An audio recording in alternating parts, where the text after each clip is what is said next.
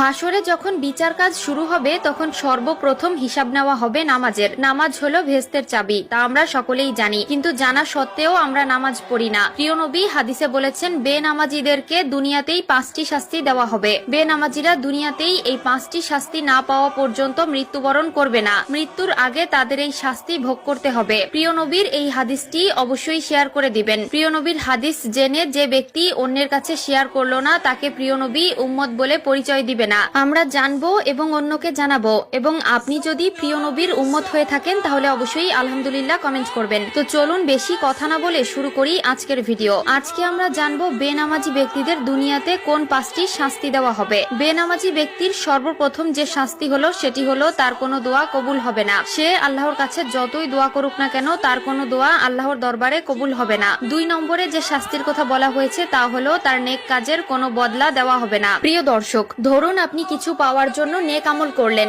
কিন্তু আফসোসের বিষয় আপনি যদি বেনামাজি হয়ে থাকেন আপনার নেক কাজের কোনো ফল আপনি পাবেন না।